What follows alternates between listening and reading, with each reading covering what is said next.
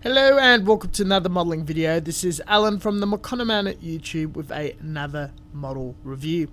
Today we're going to be unboxing, building and finishing the Bandai 1/20th high grade KOBU-KAI Sakura type from the series in game Sakura Wars. Not so familiar with the game and the re-release of the sequel. Am quite a fan and did enjoy the steampunk, diesel punk nature of the historical series. This is a typical Bandai snap kit, much like Gunpla, a little taller, much wider, detailed and bulkier than your standard 1/144 Gunpla. We're greeted with 6 runners, one of them being a multi-part 120 scale figure, a sheet of decals, a sheet of stickers, little crystallized eyes for the mono eyes, and a sheet of polycaps. The instructions are partially in colour and black and white, laid out in a very simplistic manner, covering each subsection of parts to snap together. Ideally, the kit does not require glue, it is optional. It is coloured to suit the box art and the subject matter.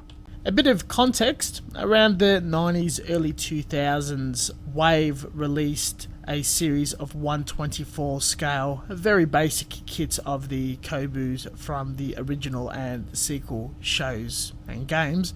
They were very simplistic, lots of seams and very fragile points of articulation and joints. They would snap on top of each other, much like a vintage kit, rather than the reliancy of polycaps. They were very hard to mask, colour and complete. The 24th scale was suitable in utilising figures from model car kits, and the fandom really enjoyed building these models in conjunction with modern street racing vehicles and paired them together in fan-made stories and media. Very excited to come across this. Retail for about 3,000 yen. It is on the pricier end though, due to the sheer size and thickness. You're able to have lots of room to play around and add gimmicks, as Bandai does, with an inner cockpit detail and a figure sitting inside. All sorts of components and mechanisms opens and closes to display this in a diorama or a storytelling fashion, with enough articulation to show off all sorts of poses from the show. The arms are a little nubby, and there's only limitations of how good you could make this with an action base or a diorama.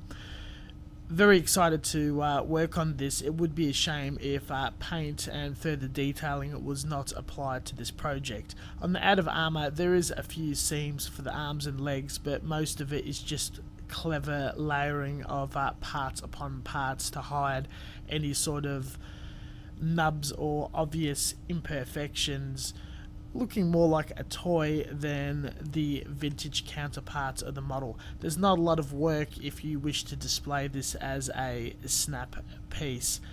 I went to the effort of building and painting the figure, which was quite enjoyable, and utilising a metallic paint for the inner frame and inner detail, using all the stickers for the control panel and instruments. It looks quite effective with the light bouncing off the foil when you have the cockpit just open a crack. In the construction of this, I've taken my usual approach when I'm building my Bandai Gundam kits. Each of the points that connect the hole and butt peg would be widened to allow a very loose fit for painting and further detailing, cemented and seam line filled, or if colour separated, later on PVA glued right into place, not to disrupt the paintwork. All nubs cut and polished.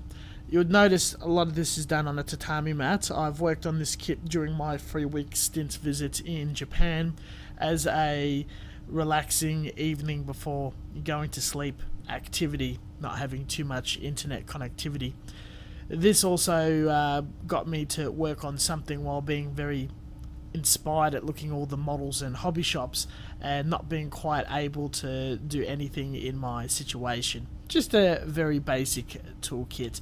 So nothing too fancy was pulled off or completed, but a very basic out of the box build. It was pretty easy to do, but still quite a few surprising bits and pieces that popped out that was thoroughly enjoyable for anyone who is more of a veteran persuasion. I would compare this very much to my experience building some of the Star Wars kits. Admittedly, I did miss my Mr. Dissolved putty to deal with the seams. The basic type reminds me of how frustrating it would be to build vintage kits and models that had poorer fit. Got over it eventually. Once all together, snapped and finished, the finished proportions, look, detail is stunning. One of my favourite kits that I've built in a while from the Bandai line, for sure. Utilising some Mr. Surfacer primer, mixing it 50-50 with lacquer thinner, I would haphazardly brush it on half parts and then the other half later, allowing it to dry in a fairly warm, heated room. With all the beautiful brush strokes and little bubbles and imperfections that comes with a very sloppy hand paint job, and you'll see in the tutorial video next week. I purchased some God Hand sanding sponges and polishing sponges, and this was very handy in grinding everything down to a super smooth surface without wearing down onto the paint. A couple of lacquer paints were purchased stupidly cheap from whatever hobby shop I was near at the time, and needing the colour for the session the next day was again just haphazardly thinned down and brushed on without any care or attention, or multi-layered as I would have done in my previous painting tutorials, and once dry, sanding it down. I found this process to be far more quicker and the same results as my older painting tutorials. The metallic insides were done in burnt iron, one of my favourite colours, and the best thing about lacquer metallics is they dry brush quite neatly and self-level. There's no issues there with all the detail, no work needed to be done. It was just the base colours on the flat smooth surfaces where the eye would naturally see something's wrong in the way of brush strokes and bubbles. The figure was hand painted with a smaller brush and came out reasonably okay, not too amazing as most of it would be obstructed by the cockpit, and all clear coated again with hand painted lacquer matte clear. In the way of definition and detail, straight light pink doesn't quite work. The source material calls for a hotter dark pink. Found this guy a note, one that was very pastel-y, and fell in love with it. Yet again, it just looked like the bare plastic all over again once sanded.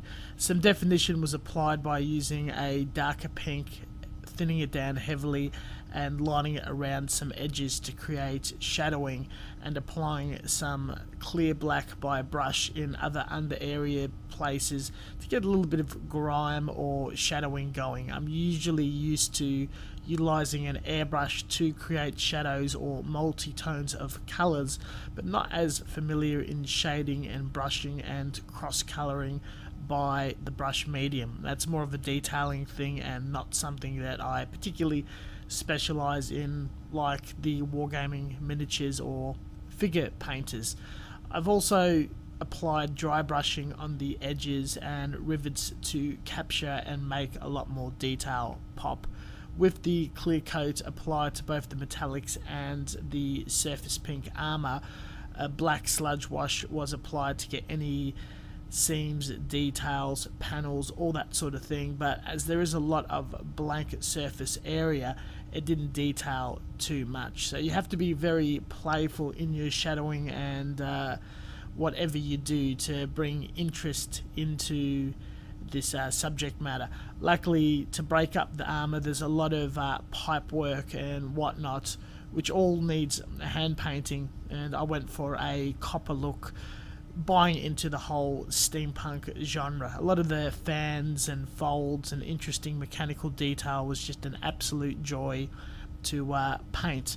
A few nice touches were the mono eye gems, which did eventually fall out due to being stick back, and I've had bad luck with rhinestones in the past, and PVA glued one later on. The string fibers between the front and main body of the unit when the cockpit opens, and the sword. I purchased a new paint, K-scale model, something like that, a new metallic acrylic out of Korea, and had a go at hand painting it. It's meant to give a mirror finish, as best as I'm going to get on the day, dry brushing it on. But again, there'll be a review in airbrushing it and seeing the few true metallic sheen that it possesses. The examples I saw at Volks was quite fascinating. This concludes the build. Highly recommended. Go out and grab it whenever Bandai attacks a property that's not necessarily under Gunpla or their copyright hold, or it is, would have a limited or one-off run and rarely returns. It's a very worthwhile, and it's later on in a short period of time will be a very sought after kit. Absolutely enjoyed it. It was quite a challenge working with limited tools and just only a small handful of paints, as I can only ship back so much to get the finished results. I'm sure they would have brought a little more justice with an airbrush, but very happy how it turned out. The whole painting stage was about 10 days in a row of the small part here, small part there, sanding, and then stuff on top of that until the final snapping together and touch up of smaller detailing and more shadowing once the whole thing was together.